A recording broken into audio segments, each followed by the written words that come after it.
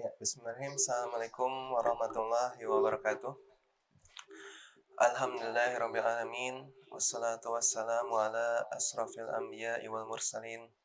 Wa ala alihi wa sahbihi ajma'in. Allahumma salli ala Sayyidina Muhammad wa ala ali Muhammad. Kama sallaita ala Ibrahim wa ala Ibrahim. Allahumma arinal haqqa haqqa warzuqna ittiba'ah. Wa arinal batila batila warzuqna tinabah. InsyaAllah. Rekan-rekan, karyawan Rumah Sakit Ibu dan Anak Al-Islam yang insya Allah diridhoi oleh Allah Subhanahu wa Ta'ala. Pada pagi hari ini kita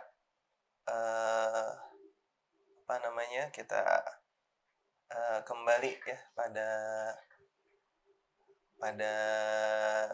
kajian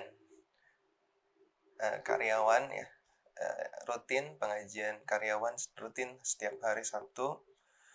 Namun ada yang spesial ya. Kenapa spesial?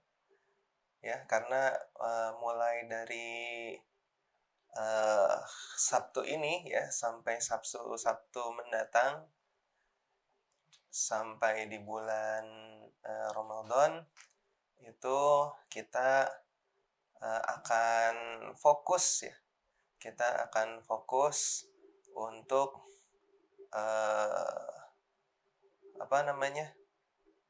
belajar ya.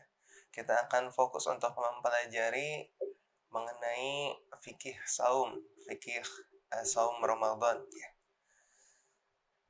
Kita akan mempelajari apa saja amalan-amalan yang bisa kita lakukan. Kita akan mempelajari keutamaan bulan Ramadan, sehingga pada waktunya kelak kita bisa beribadah ya, sesuai dengan apa yang Allah inginkan dari hamba ketika memasuki bulan Ramadan. Hal ini menjadi perhatian kita. Kenapa? Karena ada hadis ya. Ada salah satu hadis ketika Rasulullah itu sedang mau naik ke mimbar, datanglah malaikat Jibril. Dan Jibril mendoakan 3 hal ya. Jibril mendoakan 3 hal. Salah satu dari 3 hal itu adalah ya Allah ya, buatlah orang ya yang pada bulan Ramadan kemudian dia tidak mendapatkan rahmat-Mu ya. Apa maksudnya ya? Dia tidak mendapatkan keutamaan dari bulan Ramadan. Dosa-dosanya kemudian tidak bisa dosa-dosanya tidak diampuni, dia tidak mendapatkan apa-apa di bulan Ramadannya. Maka buatlah dia menjadi orang yang sangat merugi. Ya, corenglah mukanya nanti di akhirat nanti gitu ya, dengan kotoran katanya. Dan doa tersebut diamini oleh Rasulullah SAW. Jadi ini ada sesuatu yang menarik ya. Biasanya Rasulullah berdoa diaminkan oleh malaikat Jibril. Kemudian dalam kejadian kali ini malaikat Jibril yang berdoa ya, lalu diaminkan oleh Rasulullah SAW. Ya, jadi ini tingkatannya agak tinggi. Kenapa? Karena malaikat yang berdoa. Ya, karena malaikat yang berdoa dan diaminkan oleh manusia yang paling dicintai oleh Allah Subhanahu wa Ta'ala. Ya, jadi ini kenapa kita harus mempelajari ya tentang Ramadan itu bahkan sebelum bulan Ramadan itu dimulai. Kenapa ada hadis ya, walaupun sanadnya bukan sahih dan bukan hasan ya. Doa menyambut bulan Ramadan adalah Allahumma barik lana fi Rajab wa Sya'ban wa balighna fi Ramadan ya. Ya Allah, berkahilah kami di bulan Rajab, bulan Sya'ban, wa balighna fi Ramadan ya. Dan sampaikanlah kami ke bulan Ramadan ya. Begitu. Jadi persiapan menuju bulan Ramadan itu harus kita lakukan jauh-jauh hari sebelum bulan Ramadan itu datang. Karena kalau kita baru mempersiapkan di bulan Ramadan itu sudah sangat telat. Ya, argonya argo di bulan Ramadannya sudah mulai itu. Argo di bulan Ramadannya sudah mulai. Sehingga kalau kita baru menyiapkan di bulan Ramadan, kita sangat telat. Ya. Kemudian, ya, insya Allah nanti kajian Sabtu kita akan diisi oleh Ustadz Makmur, ya. Insya Allah, ya, akan diisi oleh Ustadz Makmur terkait dengan fikih Ramadan. Nanti saya akan jelaskan juga kenapa namanya fikih, ya. Fikih Ramadan, ya. Kemudian ini sampai nanti di bulan Ramadan, ya, begitu. Dan nanti, ya, untuk teman-teman, ya,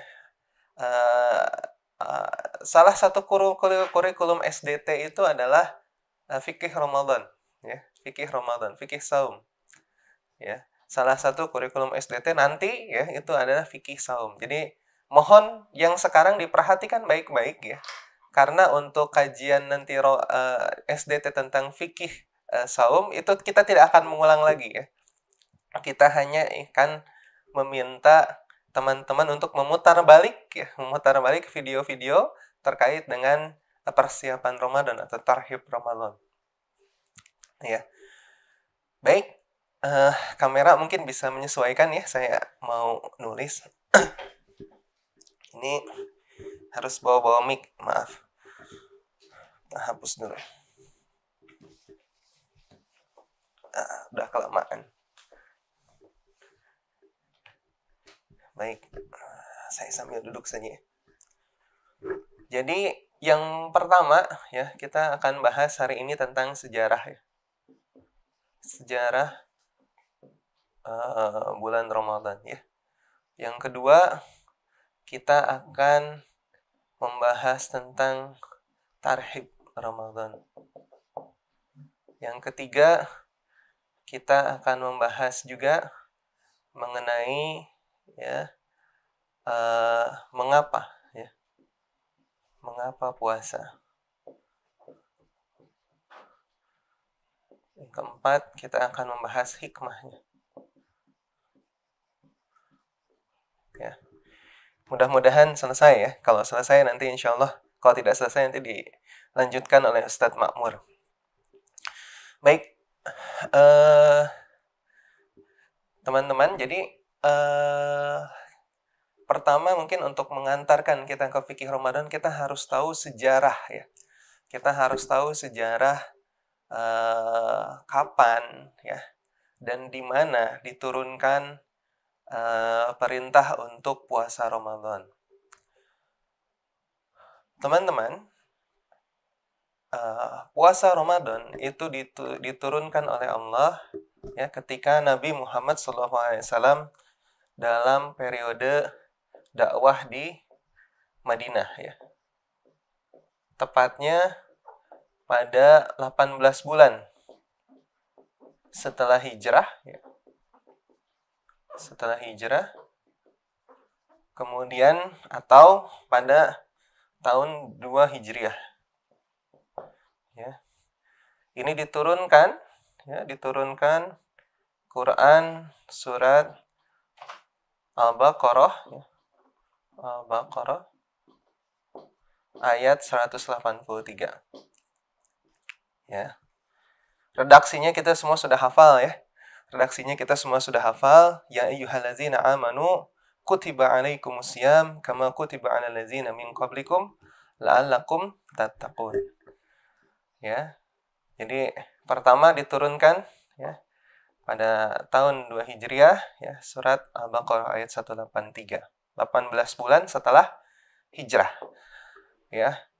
Para sahabat mengatakan, ya, turunnya kewajiban untuk saum di bulan Ramadan itu, ya, hanya beberapa bulan selangnya dari perintah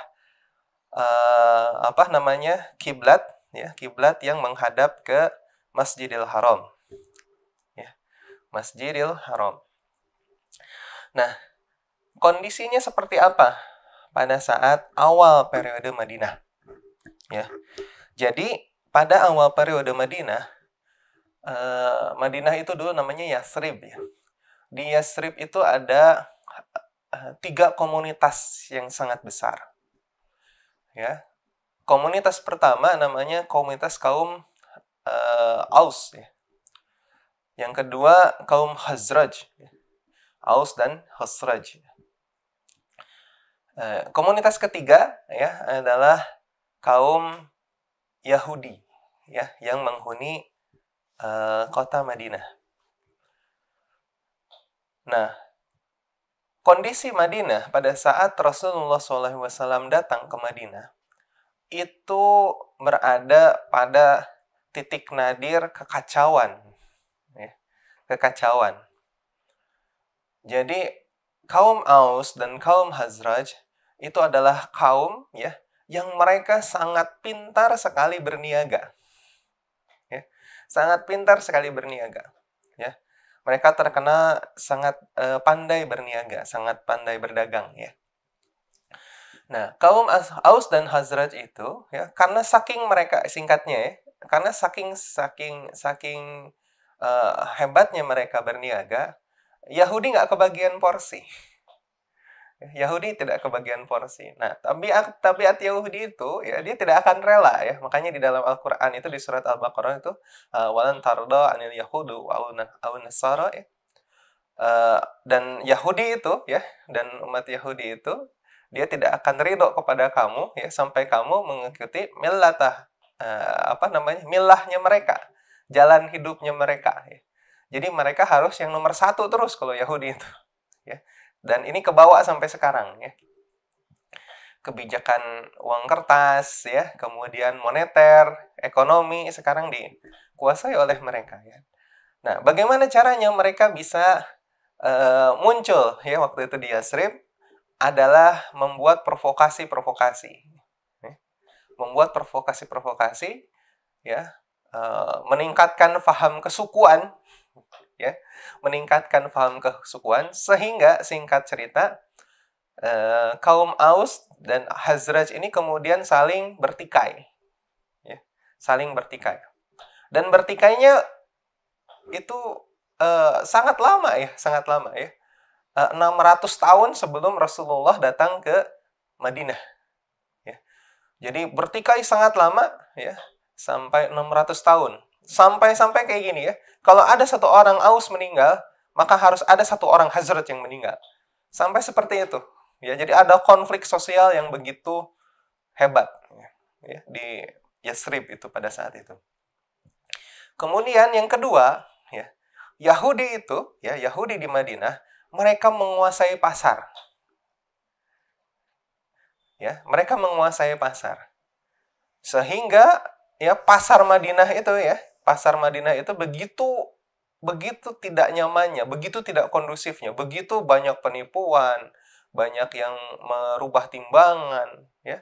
Begitu kacau lah, begitu tidak berakhlak, gitu, ya. Ya, begitu tidak berakhlak. Sampai-sampai, ya, Rasulullah SAW mengatakan tidak ada pasar yang lebih buruk daripada pasar di Yasrib. Ya, tidak ada pasar yang lebih buruk daripada pasar di Yasrib. Saking tidak bermoralnya, ya, tidak beretikanya perdagangan di Yasrib. Lalu, gitu, ya, konsekuensi dari pasar yang dikuasai, ya, kemudian tidak berpihak pada rakyat, ya, hanya meningkatkan kekayaan orang-orang tertentu, ya, samalah seperti kondisi kita saat ini, ya. Terjadi resesi ekonomi, ya. Jadi yang kaya semakin kaya, yang miskin semakin miskin. Dan yang semakin miskin ini akan melebarkan permusuhan antara Aus dan Khazraj. Jadi meningkatkan lagi konflik sosial. Ya, jadi kalau kita pelajari sirah, ya, kita pelajari sirah, itu apa yang terjadi sama negara kita sekarang ini, ya, mungkin salah satunya pernah dialami oleh para sahabat dulu, ya, generasinya Rasulullah SAW pada saat itu. Lalu apa yang dilakukan oleh Rasulullah SAW? Pertama, ketika Rasulullah datang ke Madinah, ya, maka Rasulullah mendamaikan antara Aus dan Khazraj. Dipersaudarakan. Sehingga konflik sosial, ya, yang berlangsung selama 600 tahun hilang seketika. Mereka saling berpeluk-pelukan. di bawah satu label iman. Luar biasa. Ya, jadi Rasulullah mempersaudarakan dulu. Lalu apa yang dilakukan Rasulullah? Ya, Rasulullah bukan tidak menghancurkan pasarnya kaum Yahudi, tidak. Tapi Rasulullah menginisiasi terbentuknya pasar baru, pasar yang berkeadilan, ya, yang diatur oleh syariat Islam, Sehingga pasar yang dibuat Rasulullah ini kemudian semakin ramai. Kenapa? Karena berkah begitu ya. Karena berkah gitu ya, karena berkeadilan, menggunakan prinsip-prinsip Islam, tidak ada yang dicurangi, supply dan demand selalu seimbang, dijaga, ya. Ini luar biasa yang dilakukan oleh Rasulullah SAW, ya. Sampai kemudian pasarnya Yahudi ini turun, ya, sampai nggak laku. Dan bagaimana caranya mereka supaya bisa tetap eksis, ya? Mereka harus mengadopsi apa yang dilakukan di pasarnya Rasulullah SAW. Ya, sampai Yahudi mengikuti, gitu ya. Kenapa? Karena Islam itu memberikan keselamatan. Ya. Lalu itu ya, walan tardo ya. Dan Yahudi itu tidak ridho ya, kalau mereka harus mengikuti jalannya orang-orang Islam, ya. Akibatnya mereka melakukan provokasi lagi, ya. Nah, yang terprovokasi ini ada beberapa orang, ya. Dan mereka diminta oleh orang-orang Yahudi untuk pura-pura masuk ke dalam Islam. Inilah sejarah pertama kali ada yang penyakit nifak, penyakit munafik. Ini sejarahnya pertama kali, ya. Kemudian provokasi terus dilakukan oleh kaum Yahudi. Tuh lihat katanya, ya, umat Islam ya. Walaupun mereka bagus, lihat kiblatnya ya. Kiblatnya masih ke kiblatnya kami, ya. Mereka sholat kiblatnya masih ke kiblat kami, ke Baitul Maqdis. Akhirnya turun ayat Al-Qur'an mengatakan, hadapkanlah wajahmu ya ke tempat yang engkau sukai, Masjidil Haram. Ya, kepada Ka'bah. Dibalik. Ya, gitu.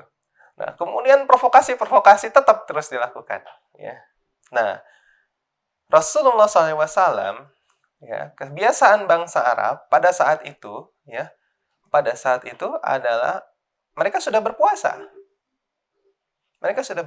Kalau Rasulullah malah dan para sahabat melakukan saum itu sebelum nanti turun perintah untuk saum Ramadan, ya.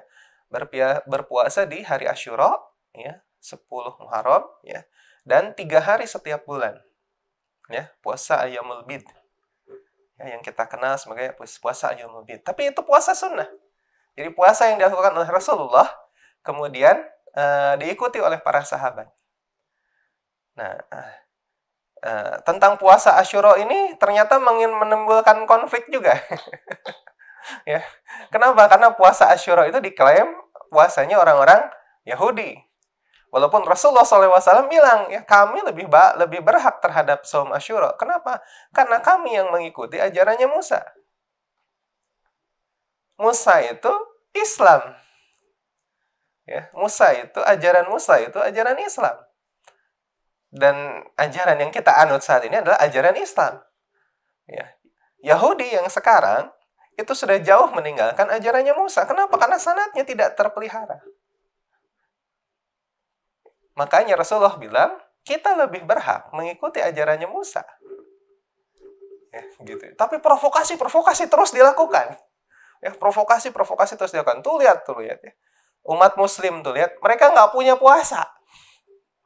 Ya, puasanya ngikutin puasanya kami, Asyura. Ya, gitu. Lihat, makanya syariat siapa yang lebih benar? Kata umat Yahudi seperti itu. Makanya Allah Subhanahu wa taala menurunkan perintah, ya, untuk berpuasa, bukan menggantikan, ya. Perintah yang jauh, ya, yang jauh lebih utama, ya. Yang jauh lebih utama. Kenapa? Karena di Al-Baqarah 185-nya, ya, Syahrul Ramadhana unziha fil Qur'an, ya, bahwa puasa ini, ya, diturunkan, nanti akan dilaksanakan, ya. Ini bulan Hijriah Sya'ban, ya. Sya'ban, ya. Kemudian nanti akan dilaksanakan pada bulan Ramadan. Dan nggak tanggung-tanggung, 1 bulan penuh. 1 bulan penuh. Ya. Jadi lebih utama puasanya umat Islam itu. Kenapa? Karena disuruhnya di bulan Ramadan. Kita sudah pernah bahas ya tentang keistimewaan Ramadan ini. Ya. Kita sudah bahas tentang keistimewaan Ramadan ini. Kenapa? Apa yang terjadi di bulan Ramadan? Al-Quran itu turun. Al-Quran itu apa? Al-Quran itu huda kita, ya, petunjuk kita, ya, huda linnas, ya, petunjuk bagi manusia, ya, petunjuk ketika kita mau melaksanakan hidupan kita, ya. Jadi ketika kita lahir, ya, sampai kemudian kita meninggal, bagaimana kemudian cara kita hidup di dunia? Cara kita hidup di dunia, ya. Ini petunjuknya ada di dalam Al-Qur'an. Ya. Ini petunjuknya ada di dalam Al-Qur'an. Karena itu Al-Qur'an itu begitu penting bagi setiap manusia. Penting. Karenanya dia merupakan mukjizat. Dia merupakan mukjizat yang paling utama.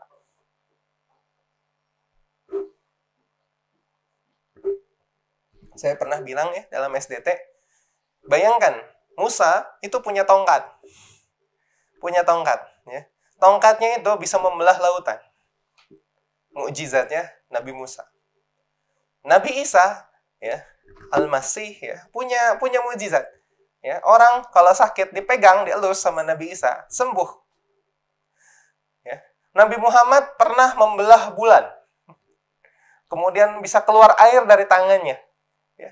Tapi mukjizat yang paling utama, ya, mukjizat yang paling utama, ya, itu kata Allah adalah Al-Qur'an Al-Karim. Al-Qur'an. Mukjizat yang paling utama. Kenapa? Karena mengatur kehidupan kita, mulai saat kita lahir, sampai kita meninggal. Mengatur kehidupan manusia. Yang menciptakan manusia siapa? Allah. Karena itu, spesifikasinya, manusia itu seperti apa, hanya Allah yang tahu. Yang menciptakan mobil, orang.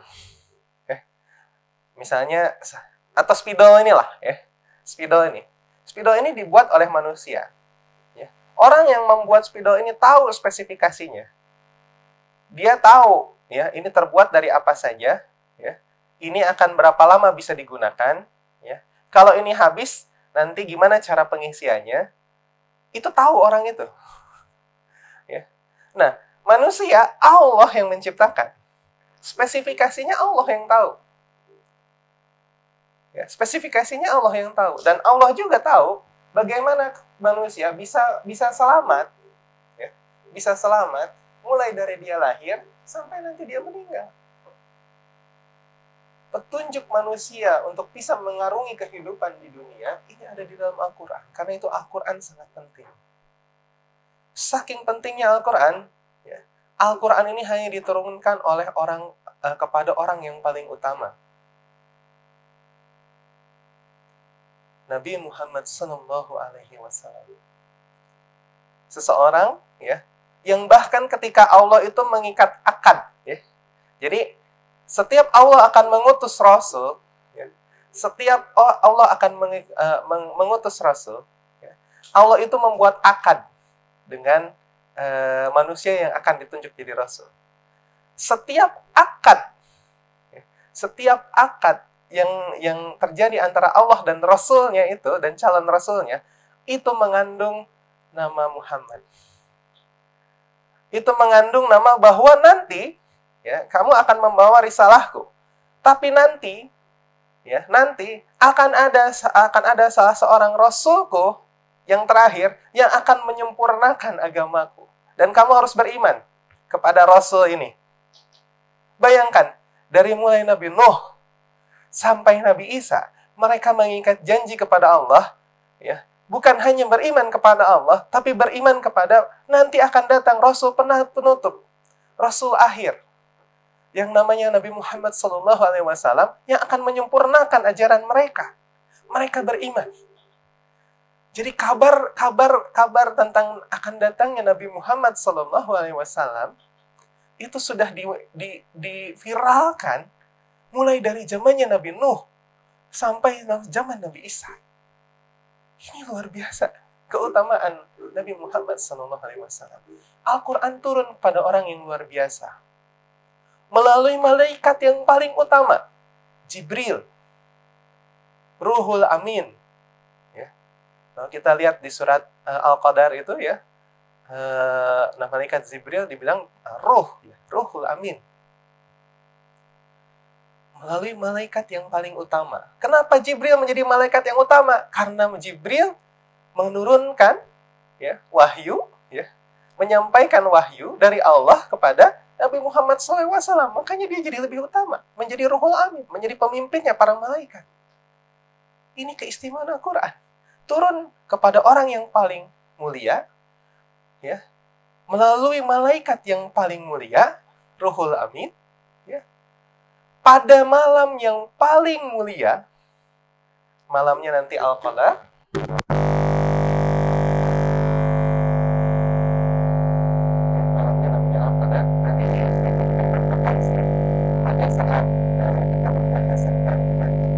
Qadha dan Qadar, kita akan membahas Al-Qadar ini ya.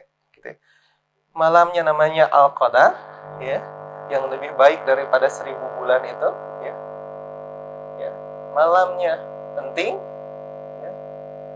Waktunya, harinya penting, ya. Harinya adalah Jumat, ya. Jumat itu apa? Sayyidul Ayyam. Sayyidul Ayyam, ya. Pemimpin para hari, ya. Sayyidul Ayyam. Dan kemudian bulannya, itu bulan yang paling utama juga, Ramadan. Jadi Al-Quran itu sangat utama, mukjizat yang paling utama, turun kepada orang yang paling mulia, disampaikan oleh malaikat yang paling mulia, ya, pada malam yang paling mulia, hari yang paling mulia. Sampai sekarang kita memperingati hari Jumat itu sebagai Sayyidul Ayyam itu, ya, hari yang paling utama itu dengan salat Jumat, ya, pada bulan yang paling mulia, bulan Ramadan.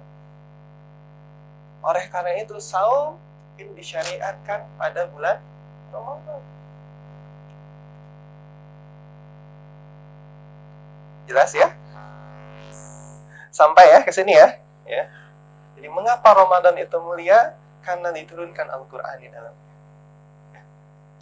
Itu saja sudah cukup untuk memuliakan Ramadan. Ya. Oke, ya. Nah, sekarang permasalahannya ada perbedaan. Ya. Ya, ada perbedaan. Ini sudah ya. Ada perbedaan perintah sholat, ya, dengan perintah puasa saum. Ya. Apa perbedaannya? Ketika Nabi Muhammad SAW itu mendapatkan perintah untuk sholat, ya, maka seketika itu juga umat muslim melakukan ibadah sholat. Seketika, ya. Ketika turun perintah untuk memindahkan kiblat, maka seketika itu pula, ya, ya, umat muslim memindahkan kiblatnya. Bahkan ada yang lagi sholat, ya, di masjid Qiblatain itu, ya, itu sampai muter. Ketika mendapatkan kabar bahwa kiblat pindah ke Masjidil Haram, itu muter, ya, muter sholatnya. Jadi seketika itu pula. Yang menjadi menarik, ya, perintah untuk saum, untuk puasa, itu diturunkan pada bulan Sya'ban. Padahal ini bulan ke-8 ya. Padahal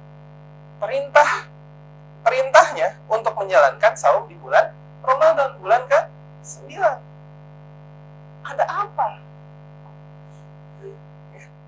Kenapa? Kenapa tidak langsung diperintahkan, ya, lalu dilaksanakan? Nah, ini jawabannya, ya, karena saum itu, siam itu, saum itu, ya, ini butuh persiapan. Saum ini butuh persiapan.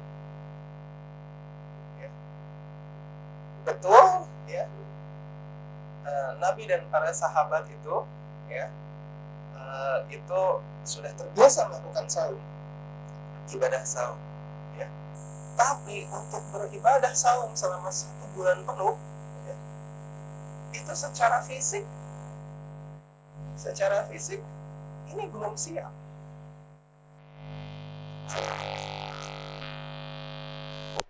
Ya, secara mental ini belum siap.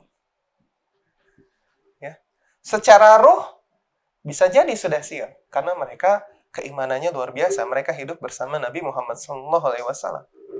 Secara ruh mungkin sudah siap, tapi fisik dan mentalnya belum siap. Oleh karena itu, ya,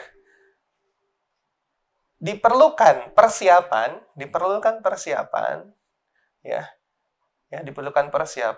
untuk menuju ke ibadah yang mulia ini, ya, ibadah saum ini. Bagaimana kemudian umat Islam itu menjadi lapang ketika mereka bertemu dengan Ramadan. Bagaimana kemudian umat Islam itu, ya, bisa berkata ketika datang bulan Ramadan itu, ahlan wa sahlan. Ahlan wa sahlan. Ya. Ahlan wa sahlan ini dalam, ya, artinya, ya. Saya ikut kajiannya Ustadz Adi. Ahlan wa sahlan ini dalam artinya. Ya. Ahlan wa sahlan ini, ya. Ahlan itu kan artinya keluarga, ya. Wa sahlan itu artinya mudah. Ya. Jadi sebenarnya ahlan wa sahlan ini kependekan dari nazaltum ahlan wa halaltum sahlan. Ya. Jadi ahlan itu berarti selamat datang, kami akan menerimamu dengan hati yang lapang. Kami akan menerimamu seperti keluarga kami sendiri. Ya. Wa halaltum sahlan. Dan silahkan, anggap saja rumah ini menjadi rumahmu. Ya. Silahkan melakukan apapun di dalamnya. Kami sudah mudahkan. Itu ahlan wa sahlan. Ya. Ahlan wa sahlan. Jadi bagaimana kemudian umat muslim itu bisa mengatakan ahlan wa sahlan dengan bulan Ramadan? Ya, dengan bulan Ramadan. Ahlan wa sahlan. Ya. Dan juga berkata marhaban. Ya, kita selalu bilang, ya, marhaban ya Ramadan, ya, marhaban ya Ramadan, ya. Apa artinya marhaban? Ya. Marhaban itu berasal dari kata rohaba, ya. Ya, rohaba. Ya, rohaba. Artinya apa? Artinya lapang. Ya. Nah, kalau kita mau mengatakan kita sedang mempersiapkan diri kita untuk melapangkan hati kita menyambut tamu, ya, tamu yang akan datang, ya, maka tambahkan sidah, ya, tasydid, ya, menjadi rohaba. Tasydid di sini bermakna bertahap, ya, dan bermakna usaha yang sungguh-sungguh.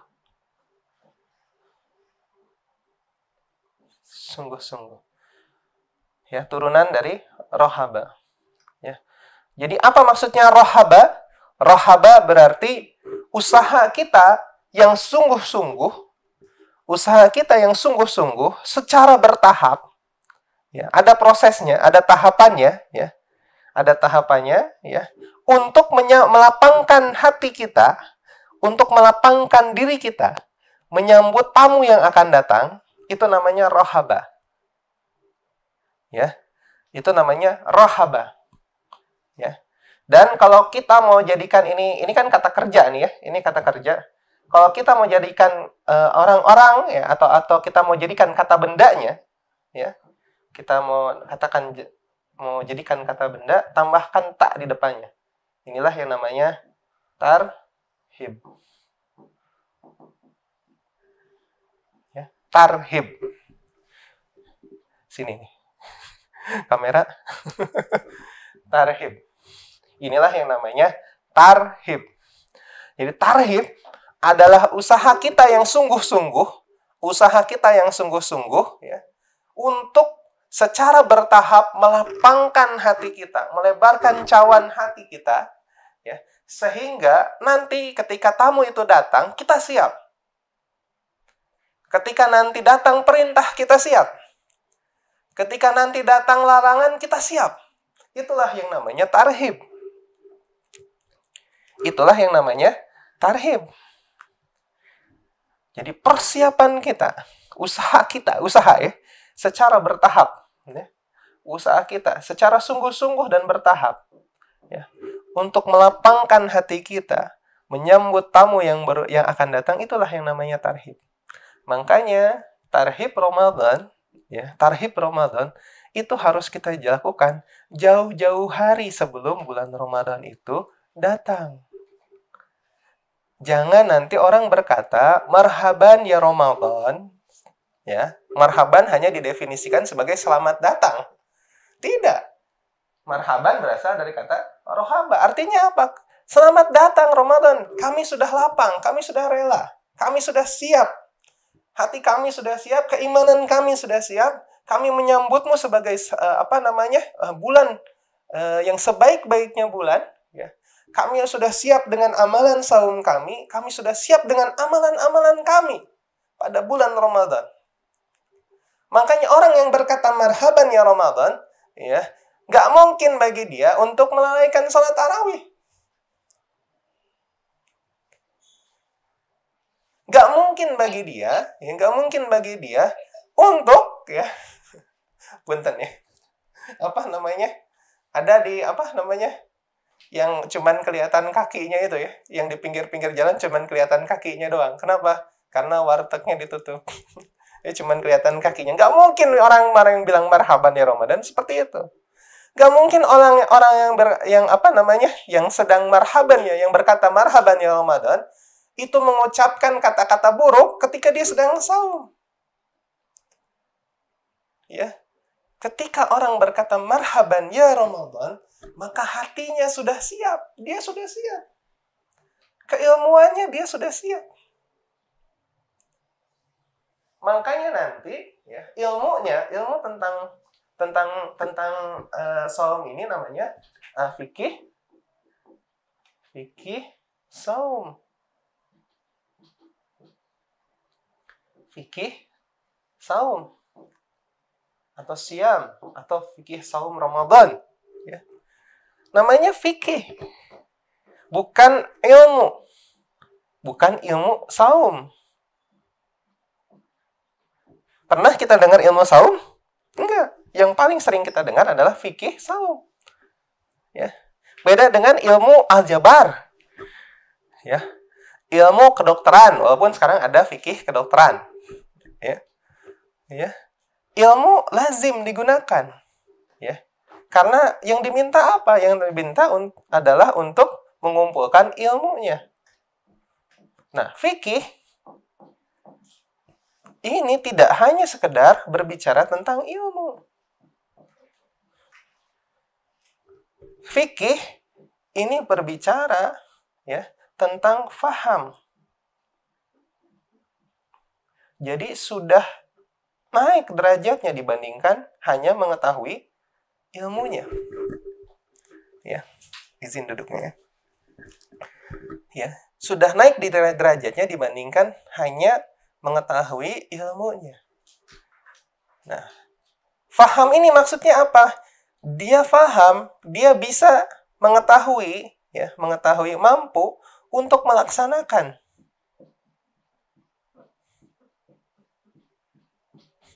Melaksanakan apa? Melaksanakan ilmu yang dimaksud. Pertama, ya. Yang kedua, dia tahu hikmahnya. Hikmah dibalik ilmu yang dia sedang pelajari. Ya.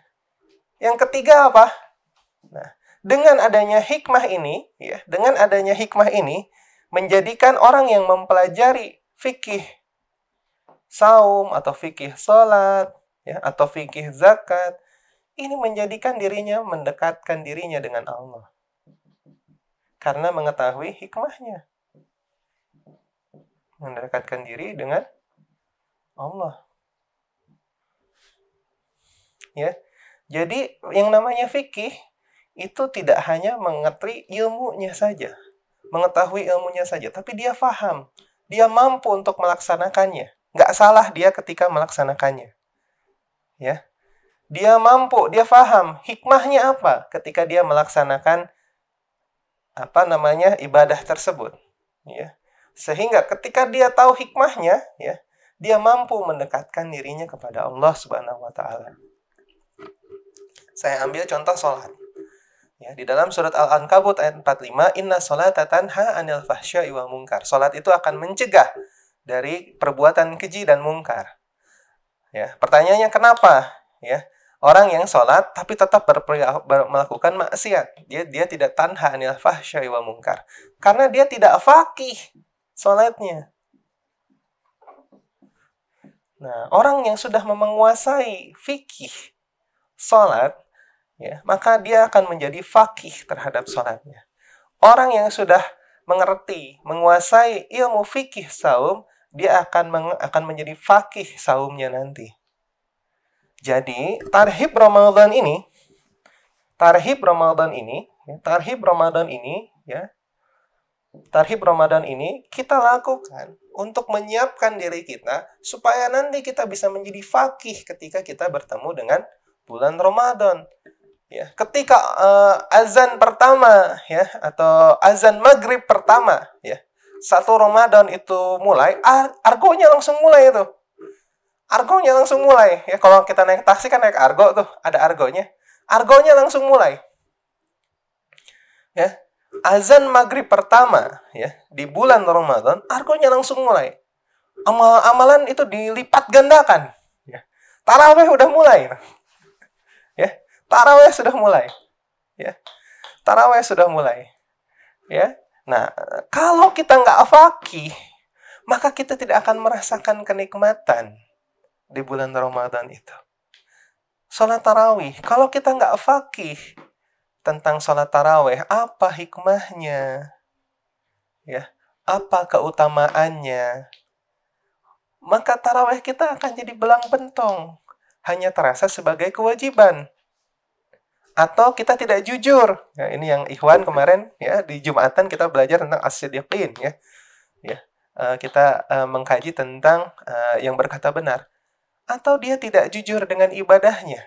Dia tidak menjadi orang-orang yang siddiqin dengan ibadahnya. Ya, dia tidak jujur bahwa dia menjalankan, ya, dia menjalankan ibadah, ya, hanya untuk mengharapkan ridha Allah. Ya. Makanya kalau kita tidak faqih, ya, nanti tarawihnya tuh kelihatan tuh, ya. Tarawihnya tuh pertama datang ke masjid, ya. Tapi nanti mulai pertengahan Ramadan menghilang, ya.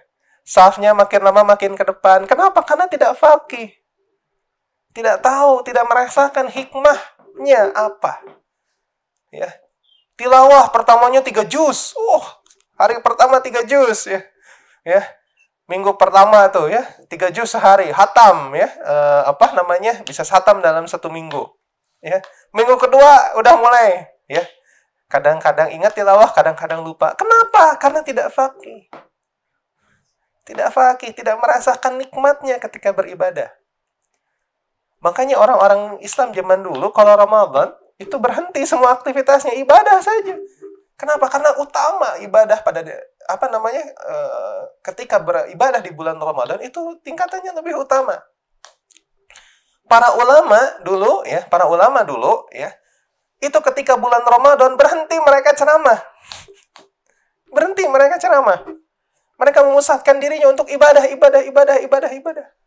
Kenapa? Karena persiapannya, ceramahnya, ya, mempersiapkan Ramadannya sudah pada saat tarhib Ramadan. Sebelum bulan Ramadan. Kalau sekarang kan dai-dai mulai keluarnya pada saat bulan Ramadan, ya. Gitu. Itu yang memang nggak salah. Nggak salah karena itu ibadah juga, ya. Ibadah juga, ya. Ibadah juga, ya. Tapi kita kehilangan makna dari tarhib Ramadan, gitu. Jadi kenapa teman-teman, ya, sekarang kenapa teman-teman kita harus melaksanakan tarhib Ramadan? Biasanya tarhib Ramadan itu kita lakukan beberapa minggu sebelum bulan Ramadan, ya. Tahun kemarin beberapa minggu, ya. Seminggu, ya, kalau ya. Atau karena kita lupa, kita baru laksanakan di bulan Ramadannya. Ada agenda tarhib Ramadan diisi sama siapa dulu kalau nggak salah Kang Abe, ya, tahun kemarin, ya. Gitu. Ya. Kita itu sudah terlambat sekali. Jadi saya ketika kemarin kerohanian itu laporan, Dok, kita akan memfokuskan, ya. Kita akan memfokuskan pengajian karyawan yang setiap Sabtu itu dengan kajian terkait dengan persiapan menuju bulan Ramadan. Oh, saya sambut baik. Saya sambut baik. Sok, saya minta saya ngisi dulu deh yang pertama, ya, untuk ngasih pengantar, ya. Kenapa? Supaya teman-teman tahu tujuannya, ya. Supaya kita bisa jadi faqih ini. Supaya kita jadi faqih, supaya kita bisa menikmati Ramadan kita. Kenapa para sahabat itu ketika Ramadan mau berakhir itu nangis?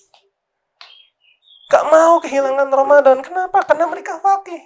Kalau kita senang-senang, THR turun, ya. Akhir bulan Ramadan itu, ya. Ya. Biasanya taraweh, sekarang ke mall, ya. Beli baju buat anak, gitu, ya. Ya. Seneng, gitu, ya. Dapat THR, ya. Ya. Ini karena tidak faqih. Kenapa para sahabat itu dulu nangis, nggak mau kehilangan Ramadan? Karena mereka tahu hikmahnya di balik Ramadan. Oleh karena itu, teman-teman, ya, teman-teman, mari, ya, saat ini kita fokuskan, ya, kita siapkan diri kita, ya, kita siapkan diri kita untuk menyambut bulan yang paling utama, ya, bulan Ramadan, bulan diturunkannya Al-Qur'anul Karim, ya. Syahrul Quran, ya. Ramadan itu Syahrul Quran. Kita siapkan diri kita, ya, untuk menuju ke arah bulan Ramadan ini. Rasulullah SAW itu membanyakkan saum sunnahnya, ya, di bulan Rajab, ya. Untuk apa? Sebagai persiapan menuju bulan Ramadan. Apalagi di bulan Sya'ban, banyak sekali Rasulullah saum, ya, untuk mempersiapkan diri di bulan Ramadan. Maka mari teman-teman kita melakukan tarhib yang betul-betul tarhib. Ya, kita persiapkan diri kita persiapkan cawan hati dan keimanan kita, ya, untuk menerima bulan yang paling utama ini. Yang ada ibadah yang luar biasa ini, ya, saum Ramadan ini. Ya. Mudah-mudahan, ya, ketika kita sudah mempersiapkan, nanti kita bisa menjadi faqih, ya. Kita bisa mengerti, ya, hikmah di balik kita melaksanakan saum Ramadan ini. Ya, kita bisa khusyuk dalam ibadah saum kita, ya. Bukan karena kecapean kerja, ya. Kemudian saum, ya. Kemudian ada hadis kan, ya, saumnya orang berpuasa itu ibadah, ya. Terus tidur gitu. Ya, itu itu katanya hadis palsu, ya. Saumnya orang yang berpuasa itu ibadah itu hadis palsu. Ya. Jadi ya, tapi ada keutamaannya, ya, ada aspek baiknya gitu, bahwa ketika tidurnya adalah itu dinilai ibadah, maka apalagi aktivitasnya. Tapi ingat, ketika kita tidur di bulan puasa, ya, ketika tidur kita di bulan Ramadan, ya, maka kita kehilangan kesempatan, kita kehilangan waktu untuk melakukan ibadah-ibadah, ya, yang akan menambah timbangan amal kita di hadapan Allah, yang akan amal-amalan atau ibadah ya yang akan meningkatkan kualitas takwa kita dengan sebenar-benarnya takwa itu. Ya. Oleh karena itu teman-teman ya, sekali lagi ya, mari kita nanti ya setiap Sabtu ya kalau perlu siapkan catatan ya. Kalau perlu buka buku hadis ya, buka buku hadis ya.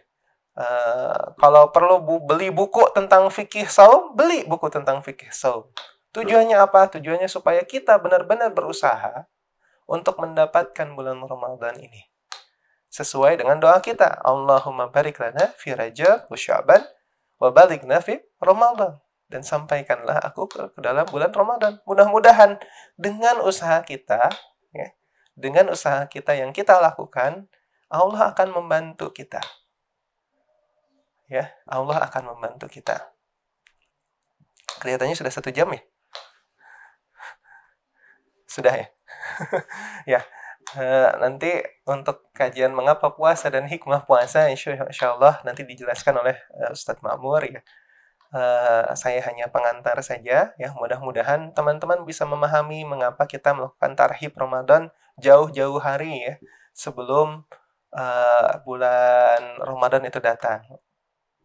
Atau nanti ada yang nanya ya, ini kan Rasulullah Sya'ban ya. Ini kan ke Ramadan hanya 1 bulan. Kenapa kita di Rajab udah tarhib Ramadan? Karena kualitas kita beda sama kualitas para sahabat. Ya, kalau kualitas kita sama dengan kualitas sahabat, nggak ada masalah kita mau mulai menyiapkannya juga di bulan Sya'ban. Ya, ada yang kualitasnya sama dengan sahabat? Nggak ada. Generasi terbaik itu generasi sahabat. Ya. Kita tahu siapa diri kita tahu bagaimana kemampuan kita, makanya kita harus mempersiapkan diri jauh-jauh sebelum Ramadan. Ya, kita harus melakukan tarhib Ramadan ini, ya, jauh-jauh sebelum bulan Ramadan, sehingga kita bisa menjadi faqih. Ya, bahkan uniknya, ya, tarhib Ramadan saat ini sudah dilakukan bahkan sebelum panitia Ramadan terbentuk. Kemarin saya nanya tuh ya, di grup directing itu. Nah, emang panitia Ramadannya sudah ada? Belum ada, Dok. Oh ya udah, nggak apa-apa. Ya. Bahkan panitia Ramadannya saja belum ada, kita sudah melakukan tarhib Ramadan. Luar biasa kita tahun ini ya. Mudah-mudahan Allah memberikan keberkahan buat kita tahun ini ya. Mudah-mudahan ya bertambah kebaikan kita terus setiap waktunya, setiap harinya, setiap bulannya ya. Mudah-mudahan ya. Mudah-mudahan teman-teman juga bisa mengikuti pengajian setiap Sabtu ini dengan baik ya. Niatkan untuk mencari ilmu ya, bukan hanya mencari ilmu saja ya, tapi ingatkan untuk faham akan ilmu yang nanti disampaikan oleh Ustadz Ma'mur ya. Kalau bisa sampai ke dalam hikmahnya ya, bukan hanya mampu melaksanakan, tapi sampai ke hikmahnya, mengerti. Karena kalau kita mengerti hikmahnya, kita akan bisa mendekatkan diri kita kepada Allah. Ya, insya Allah ya, kita melakukan tarhib Ramadan ya setiap Sabtu ya, sampai nanti bulan Ramadan sudah dijadwalkan tuh sama Teh Meli ya, sama Kang Jaka ya, sudah dijadwalkan untuk pengajian karyawan ini ya.